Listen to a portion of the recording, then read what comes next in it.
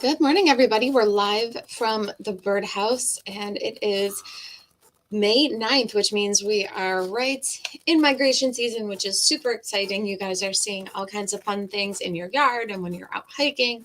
We've gotten a lot of your photos that you guys have sent in that we'll share today, showing some of the different things you can expect in your backyard, or if you're going out hiking, some of the other birds that are starting to flow in. So, as always, we love to know who's on. You can say hi in the comments. If you have any questions, you can throw those in the comments as well, or you can just say hi. So let's get started because we've got quite a few photos here to share, which is really cool. So let's see.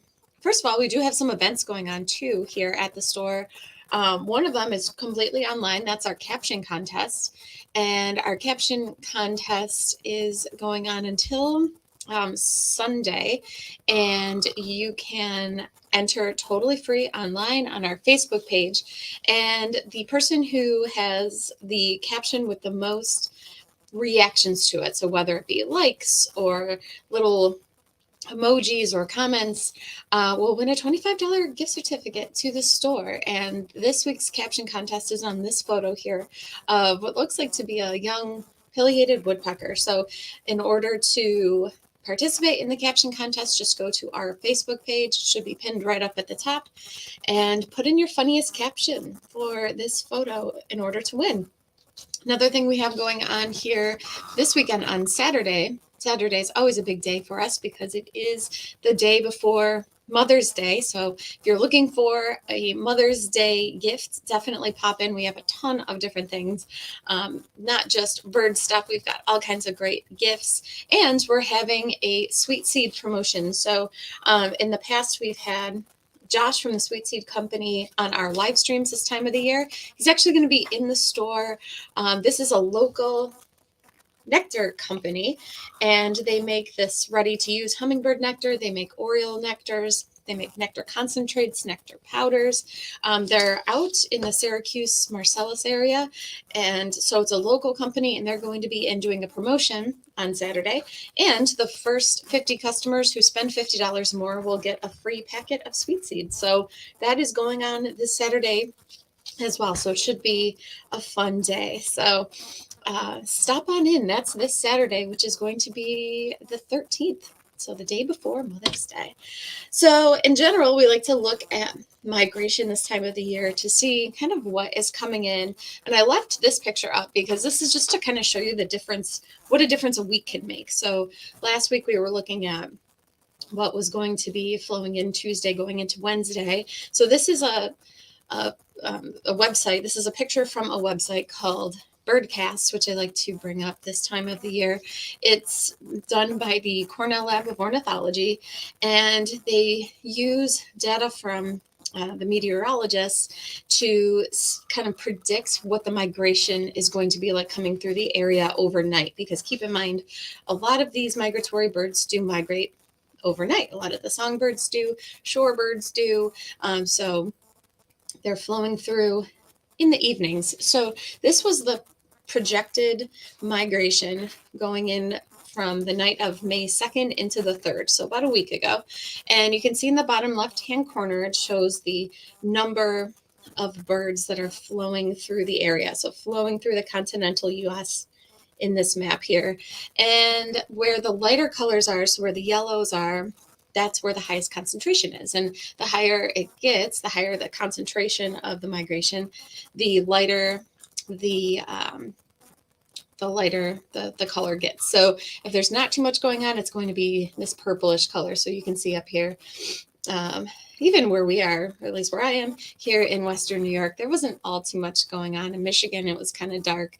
But look at the difference a week makes. So this is last night going into tonight, the predicted migration went from 196 million birds flowing through the continental U.S. to 433. So it has made a huge spike. So if last week you weren't seeing any orioles or grosbeaks, and if you're still not seeing them, don't worry, because look at the mass of birds that are flowing into the area. And you can see we're not even in that peak yet. If you look at least if you're up here where I am in Western New York, it's starting to get better, but we're still in the medium and low side of the scale as far as migration goes. So don't feel left out if you haven't gotten any of these birds that I'll show you photos of or be talking about. Don't feel bad if you haven't gotten any of them in your yard, because I have yet to see my first oriole in my backyard. I haven't seen rose-breasted grosbeaks yet, so you're not alone by any means. They're just starting to come in. On Sunday, we started getting quite a few reports from people about orioles and grosbeaks. So it seemed like Saturday going into Sunday, there was a pretty good push. So over the next couple days, there should be even more. So this is the map from last night going into today. And then from tonight going into tomorrow, you can see that there's even more more migration activity coming, especially if you are up here in the Rochester area along the lake shore. It's starting to get a little bit lighter. And then the night of May 10th, so Wednesday going into Thursday, even more are going to be flowing through. So you can see there's just millions and millions and millions of birds that are going to be flowing through the area. So don't feel bad if you have yet to see some of these migrating birds in your backyard, because they are just starting, and some of them you might not even see for a week or more. So as far as your sightings, we've got some photos. You guys have sent in some of the usual cast of characters that we can find here year round. Here's a pileated woodpecker that was going to town. It looks like on the ground or on some kind of a stump that was sent in by Randy. It looks like female pileated woodpecker, because she's got the black on her face there, not that red stripe. So cool pileated woodpecker. Here's a picture of an American robin sent in by Adriana. And we've been getting lots of questions about people trying to attract robins. Like, what kind of feeders do I put out to attract robins? Robins don't really come to bird feeders so much because they're eating a lot of insects. So the best way to attract them is to either put out what's called a robin roost, which is almost like a birdhouse, but it doesn't have the face on it, doesn't have the front panel on it. That's a good way to attract them. But really the best way to attract them is with a bird bath. They absolutely love bird baths. You can also put mealworms out because they will eat mealworms also. So if you're looking to attract more robins, that's the way to go. Here's a beautiful photo of a male cardinal sent in by Adriana as well. So she's got robins and cardinals in her backyard. And this looks like this was taken from inside a nest box. Here's an eastern bluebird that it looks like is sitting probably on some eggs here in a nest box. And I thought at this point too, I'd show you, last week showed you this video sent in by Bob, who got this video of the hatched bluebirds inside his nest box. So right now, if you're seeing bluebirds coming and going a lot from the nest box, that means that those eggs have hatched, and they are probably coming with bills just full of insects in order to feed them. So really exciting time of the year if you've got bluebirds nesting. Just get ready for them to be bringing lots and lots of insects. So if you want to kind of give them something in addition and give them a little bit more food, mealworms are definitely the way to go. You can do live or freeze-dried mealworms. They prefer the live, but if the live isn't for you, we've got lots of freeze-dried mealworms. So right now in bluebird houses everywhere, there's little nestlings here. And if you're in the Rochester area too, I didn't pull it, but we've been watching the Falcon Cam, the Rochester Falcon Cam. So 3 out of the 4 of her eggs have hatched. And I believe the address, if you want to check it out, is ourfalconcam.com. And that is going on right now. Our live streaming our peregrine falcon, which is nesting in the city of Rochester here. And you can watch that on YouTube also. Some kind of interesting photos sent in. This was sent in by Karen, who was wondering what kind of bird this is, and I think it looks like a dove. This could be an escapee. Sometimes when people have events, they release doves, and they don't all come back. So this would be my best guess of what this is. And, kind of an interesting sighting there, sent in by Karen. And here are the orioles that started to roll in. And like I said, on Sunday is when we here started to get more phone calls. We started to get pictures sent in. I have yet to see an oriole in my backyard. I saw a couple when I was out on a hike on Sunday, so I got to see my first ones and hear them, but nothing in my yard yet. So I've been keeping that jelly feeder full because other things are eating the jelly, not just the orioles this year. So I'm still waiting. And I know a lot of you guys are too. So don't get discouraged because it's still early on. Like I showed you, there's a ton of birds still flowing through. So don't get discouraged if you haven't seen anything yet. But here is an oriole picture sent in by Stacy here, and this is on the Ultimate Oriole feeder, and it looks like she's got some oranges on the top of the feeder there. On the edges is where the jelly cups are, and in the background she's got her safflower logs, and those are awesome this time of the year if you're trying to attract the rose-breasted grosbeaks, and if you've got a lot of sparrows and blackbirds and things that are draining your feeders really quickly, I would absolutely suggest putting out safflower or a safflower log like this. I just put 2 of those out in my backyard yesterday because I have so many sparrows and so many starlings, but they tend not to eat that so much. But last year I had grosbeaks just chowing on it, so I'm trying to kind of keep them away and attract some of these migrants. So that's what I'm trying. I'll keep you guys posted on how that works. But here's some more oriole photos sent in. Here's one by Brittany. She had an oriole on her jelly feeder. And if you're putting out just one thing for the orioles, the jelly is absolutely the way to go. They like grape jelly. We have something called birdberry jelly, which is a mix of grape and blackberry, which they absolutely love. There's no preservatives in it. There's no corn syrups or artificial sweeteners, nothing like that. So it is perfect for the birds, and they absolutely love it. So we've got plenty of that in stock for you too. This was another photo Brittany sent in. She said they've been at my hummingbird feeder. So you might sometimes see the orioles coming to hummingbird feeders because they do drink nectar. Sometimes they can't fit their beak inside that feeder, though. That's the main difference between hummingbird feeders and oriole feeders that have nectar. You'll notice that the oriole feeders will have larger nectar ports so they can fit their bill inside. And they usually have perches, too. It doesn't look like there's a perch on this feeder per se, but the oriole is making do. So because the orioles are such a bigger bird, they usually need some kind of a perch to sit on, but the hummingbirds can just kind of hang out there and hover and drink their nectar. Some more photos sent in. So this was from Sunday. First oriole today. I hung the feeder yesterday. This is from Mary S., who's got an oriole here on her Oriole Fest feeder. It looks like she's got some jelly on there. She's got some oranges. And another photo sent in by Liz B., who said, we saw our first of the season at the feeder today, too. So this was also on Sunday. She says, sorry, low quality because it's through our kitchen slider glass. Now just waiting for our hummingbirds. Yeah, we've gotten lots of oriole pictures. We've gotten in some grosbeak photos, but no real hummingbird photos yet. Some people have seen them, but they're so fast they can be hard to photograph. So no hummingbird feeder or hummingbird pictures yet, but people are starting to get them at their feeders as well. And then this is sent in by Jen, who said saw our first at home and at High Acres today. So here's another one. She's got a feeder there that holds a whole bunch of jelly, and she's got her ant moat up there too. So when you talk about accessories you might want for your oriole and hummingbird feeders, the ant moats are awesome because you fill them with water and then the ants can't get down past the water to get to the feeder, and so you don't get them either floating in the nectar, which is gross and can make the nectar super moldy, and you just don't get them all crawling all over the feeder.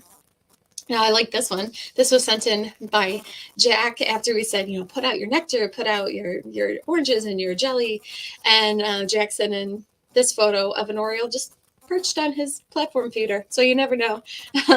Who knows what he's going for in that mix, but they're hungry after migration. So who knows where you might see an oriole this time of the year. Michelle sent this photo in. Looks like it's by a stream or some kind of a pond. And then here's another oriole by the water. This one's sent in by Jen, and it looks like it's not only at a bird bath, but one that has a little fountain feature on it. So this is one of those little solar fountain inserts that we sell with the solar panel on the top, and when the sun hits it, it sprays the water. So that's really popular this time of the year, especially when we start to have some sun, and the moving water does bring in more birds. So not all birds will come to a feeder or nest in a house, but they all need some kind of water. So if you put out some kind of a water feature with moving water, That's ideal to attract the most amount of birds. And Debbie had some oriole activity here in Brockport, New York. And you know, it's neat too. It's like these are all male photos. Now that I'm thinking about it, we haven't seen any photos come into us, at least, of female orioles yet. So a lot of males rolling in early. Suze sent in this picture as well. She says showed up for dinner tonight, and that's on the Clementine Oriole feeder, which is really popular. You can stake oranges on it, and it has some nice jelly cups. And then there's the rose-breasted grosbeaks. I saw my first one yesterday. We had one on the feeders behind the store. So I haven't seen them at home yet, but they are starting to flow in. And this one was sent in by Stacy. And then here is another one perched on a feeder here on the Sky Cafe feeder. And that was sent in by Cassidy, who works here at the store. And here's another one. Looks like possibly checking out Suet, checking out the feeder situation. And this was sent in by Dawn, who said this weekend in Williamson. This was also sent in on Sunday. On that day, people were starting to get lots of migrants coming through. Laura sent this photo as well. So the key to getting the rose-breasted grosbeaks is put something out that has the perching room, because they are a larger bird. They're about the size of a cardinal. And they do need kind of some larger space in order to fit on the feeder. So something with a lot of space, a tray feeder is perfect, any kind of a hopper feeder. But you can see that even something like this with a small tray on it is enough for the grosbeak to land on. And they like sunflower seeds, so you can put out black oil sunflower, you can do sunflower hearts, safflower, any of those work just fine. And then Bob sent in a series of photos. Bob's always got some great birds flowing through his yard. He says some birds you've been talking about during your live streams. Not so much the pine siskins, but they showed up yesterday. So he had here a rose-breasted grosbeak as well, and a Baltimore oriole. White-crowned sparrow. I had a white-crowned sparrow myself the other day. For 2 days in a row, there was a white-crowned sparrow hanging around, but seems to have gone elsewhere. And here's a gray catbird, and this you might see at your oriole feeders if you've got an oriole feeder out, especially if it's one with jelly or oranges. Sometimes the gray catbirds will show up because they like the jelly as well. So keep your eyes out for that if you've got your oriole feeders out.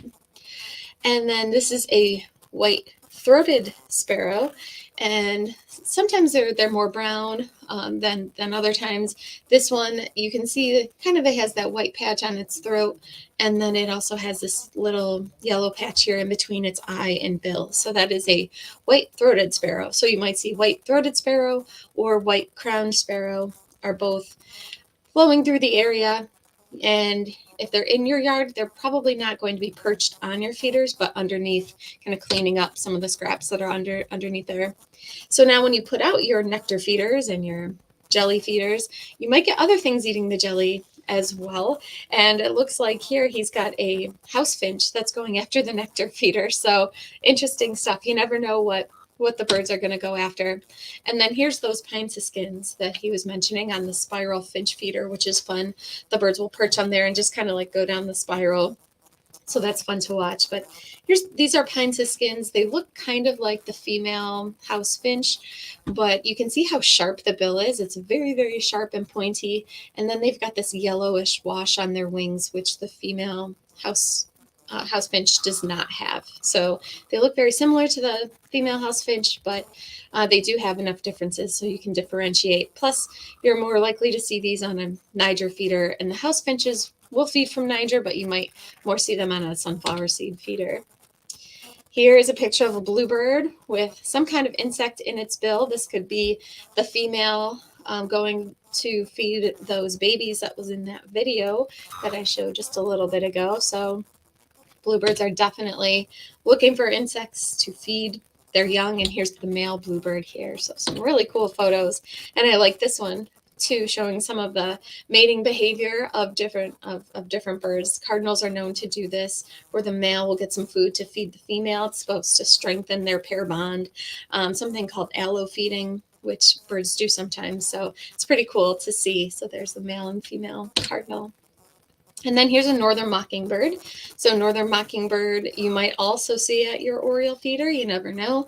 They do like the grape jelly and the oranges. So keep your eye out. You might just see them as well. And then here's an eastern towhee, something else you might see underneath your feeder. And speaking of white-crowned sparrows, there's been some other sightings. This is what my photos always look like when I take them. This is a photo sent in by Rich, who said, trying to get a better pic, but I've had one of the white crowns stopping by in the afternoon lately. And then the next day he said, my wife got him today, so we got a better picture here of that white-crowned sparrow. So you can see how striking that black and white is on the top of their head. They don't have that yellow patch in between their eye and their bill like the white-throated sparrow has. So they're pretty large too. They're going to be significantly bigger than, say, your common house sparrow. So here's another white-crowned sparrow. This one was sent in by Mark, who says, first time seeing a white-crowned sparrow at the feeder. Yeah, this isn't the typical place that you'll see a white-crowned sparrow, especially on a Niger feeder. But like I said, this time of the year when the birds are hungry, they're coming in looking for food, so you never know where you might see them. Some other sparrows to be on the lookout for are these little guys. This is a chipping sparrow. They've got that chestnut colored top of their head, and then they've got that black line that goes through their eye. And then this is another photo of the white-throated sparrow where you can really see that white throat patch, and you can see the yellow patch in between its eye and bill. And Mark sent in some photos as well from Cobb's Hill here. This is a wood thrush, and I like these photos here. You can see kind of the speckly colored on its breast. This is a thrush that's related to robins and bluebirds. They're all in that thrush family. And this time of the year, there are a few different species that are in the area. And the wood thrush will nest here. They have a really, really beautiful song.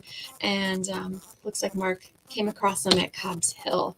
Also a Baltimore oriole, a bright, bright orange Baltimore oriole. And some warblers. People are starting to report more and more warblers coming through.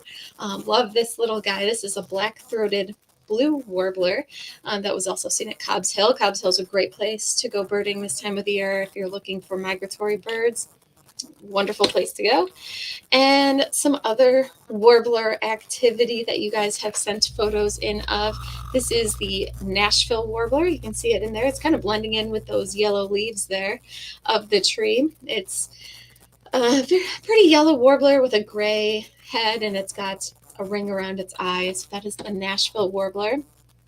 This is a beautiful Cape May warbler. Another photo sent in by Bob here. You can see, you might have to kind of look close, but you can see it's got kind of like a reddish, orangish patch on its face, bright yellow with stripes. So really beautiful, striking migratory bird.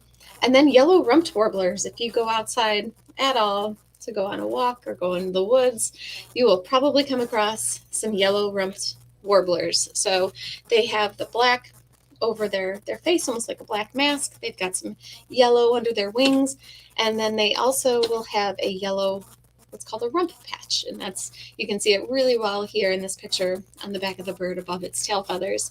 So that is the yellow rumped warblers. Tons of those around. Really common warbler, and they are definitely flowing in right now. Some other things to look for are pine warbler. This was another photo sent in by Mark, who saw it at Mendon Ponds. Pine warbler, really pretty. Palm warbler. It's got that chestnut, kind of reddish chestnut cap on the top of its head. Another migratory bird we've got coming through the area. And then if you are out and you're seeing something small hopping around, it might not be a warbler. It could be something different. We do have some kinglets as well, especially ruby crown kinglets. Lots of people reporting ruby crown kinglets. They can be hard to identify, though, because you don't always see that ruby patch on the top of their head. And sometimes they'll flare it out like this, but sometimes they won't. So if you see kind of a very grayish, nondescript bird hopping around a lot, look at its eye. It's got what's called a broken eye ring, where it doesn't go, the color, the white color doesn't go all the way around the eye. It's almost like in two different parts. Then you've got yourself ruby crown kinglet. So lots of them around. And if you're looking for different accessories for your feeders, because things pop up as the season goes on, we do have a lot of different things that can help ease some of the issues that come with feeding the orioles and the hummingbirds. One of them being when we're having rainy and drizzly days, that water from the rain can wash away the nectar, but especially the jelly in the oriole feeders. So we have a ton of weather guards. So absolutely, if you're looking for weather guards, we have those. Ant moats, I kind of brought that up earlier. In one of the photos, somebody had an ant moat, and these are great. You fill them with water, and the ants can't get around that water to get down to the feeder. So we've got plenty of those in stock. We've got the ant repellent, which is a little gel. It smells kind of like cinnamon or clove, and the ants don't like that smell. And if you put a line of it around the pole your feeder is hanging from, or even around the feeder itself, the ants won't cross it to get to the nectar. So it's all natural. It's made specifically for bird feeders, so it's perfectly safe to put out, as well as the Feeder Fresh. This is the Nectar Defender, it's called, and this is all natural micronutrients. You just add a little bit of this to your nectar, and instead of the nectar being fresh for 2 or 4 days, it'll keep it fresh for more like a week or 10 days, so you don't have to keep refilling the nectar and keep washing the feeder out. It will just make that nectar last longer. So really popular feeder, or popular product for feeders. And then we do have some bee guards for different hummingbird and oriole feeders. And not every oriole feeder or hummingbird feeder has the space for bee guards, so it's just specific styles, but we can show you which ones do, because especially as the season goes on, you might start to get more and more and more bees and wasps. They're not so bad right now, but as we go on, their hives get bigger and they can be a bit of a nuisance. Speaking of bees, it is still mason bee time. They are still buzzing around. So if you're looking to attract more, now is the time to put out the house. It'll provide a habitat for the female to lay her eggs, and next year you'll have even more mason bees than you do now. So they are hatching. Got some photos of some of the fuzzy little guys. This was from my backyard when they started hatching out. And that's one of the little hatchlings that was just kind of hanging out there getting some sun. So really exciting time of the year. As we go on, we'll have even more and more sightings about new and different birds that are flowing through. And our next broadcast will be on Saturday. And come Saturday, there might be twice as many more birds to talk about. So lots of fun and new things coming through the area. And don't forget, our Sweet Seed promo is on Saturday, so you can get a free packet of Sweet Seed if you spend $50 or more while supplies last. They gave us some promotional stuff, so that's a lot of fun. So they will be in the store Saturday from 10 till 2. And if you're out there birding and you're looking for a guide, I've been talking about warblers a lot, I highly recommend this fold-out guide.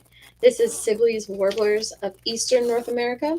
And it's really nice because you can just fold it out, and it kind of, you can see kind of the whole cast of characters at once, because some of them are, easy to identify. Some of them, like bay-breasted warbler, it's really, really identifiable, really easy to identify. But a lot of them are just kind of yellow. They've got some kind of markings on them, so they can be kind of difficult to identify. So I like having a guide I can just unfold and you can see them all at once. So if you are not the best at IDing warblers, which is the case for myself, I love this guide and it's really helped me. So I just like to pass that along too. We do have those here as well. So if you've got any questions or comments, absolutely throw them in the comments here. And we will have another broadcast Saturday morning. We'll be back with another one. Steel Monkey, who's on YouTube here, says, I've seen 4 orioles in the Cape, but no hummingbirds yet. So orioles, it looks like, LOL 4. So yeah, it looks like they're kind of in the same boat as a lot of us are, that they're coming through. Some of the birds are coming through, but not all of them yet. So keep an eye out for those hummingbirds, because they're usually a little bit further out, a little bit past the orioles. They usually take like a week or so longer than the orioles do to show up. So a lot of people haven't gotten their first oriole yet in the yard. So just be patient, because when it happens, it seems to happen all at once. So Ed is on, and Ed says, luck was with us yesterday when both a rose-breasted grosbeak and an oriole both males, showed up at our feeders. Also, most interesting, we've seen a fisher in the neighborhood near Mendon Ponds Park in our backyard a few times over the past few weeks. How cool is that? Yeah, I should pull a picture of a fisher for the next broadcast to show you guys what they look like. So fisher they're a mammal. They're in the weasel family. So they're like a big weasel. They almost kind of look like a wolverine, but not as big if you're trying to kind of visualize what they look like. And their populations have been expanding. So they're starting to be seen places that they haven't been seen, at least recently. So that's really cool that Ed had a sighting of a fisher locally. Very, very cool sighting. Awesome. And Ed said, also of interest, the Merlin app reported an indigo bunting nearby, but I didn't see it. We've had them here before, so it's possible they're in the vicinity. Yeah, so if you are trying to identify something, you're not totally sure what it is, there's a great resource that you can have right in the palm of your hand. If you've got a smartphone, I would highly recommend downloading the Merlin app. It's by the Cornell Lab of Ornithology, and it's spelled Merlin. And if you take a photo, you can upload it on there and it'll help you identify it. It's not 100%, but it's quite good at identifying birds by photo. And then there's also a sound feature. So if you're hearing something and you don't know what it is, you hit record and it will listen to the calls and it'll just make a running continual list of what it is you're hearing. So really, really cool resource. And especially this time of the year when things can be singing all over the place and coming from all different directions, it's a really, really good tool to use. And it can help you spot a bird that you've been looking for. So it sounds like Ed had an indigo bunting call picked up, but couldn't quite get his eyes on it, which it's all part of the game. It's all part of the bird watching game. Lynn says, I had one in Pittsburgh last year with fingers crossed. So that might be about the indigo bunting. And Tyler says, thanks for helping me out yesterday. We'll definitely be back soon. You are welcome. We are here to help. If you've got questions, absolutely give us a call. We're here to help you with any kind of your backyard questions and comments and concerns. It looks like we've got one more question here. Steel Monkey says, hi Liz, how long do I wait before I change the orange? The orioles eat the grape jelly and the nectar, but they don't bother with the orange. The oranges they seem to last for quite a while, especially not totally sure where you are, but at least it's not really hot out or anything yet, at least here. So I can leave mine out for a week if there's still some orange left. I've been getting some other things that are kind of eating away at it. But I would say a week, you should be just fine. Yeah, that happens a lot. If the orioles have a choice of the nectar or the jelly, they tend to go to the jelly. So they might, if they have a choice between the nectar, the orange, the jelly, they might go to the jelly first and leave the orange and the nectar for later. So that's not an uncommon occurrence, but you can leave it out for about a week or so. So looks like that's everybody's comments and questions. Like I said, we'll be back on Saturday with another broadcast. And definitely if you're looking for a Mother's Day gift, we have all kinds of fun stuff here at the store, and we do free gift wrapping. So I should mention that as well. So until then, have a great week, and we'll talk to you soon. Bye-bye.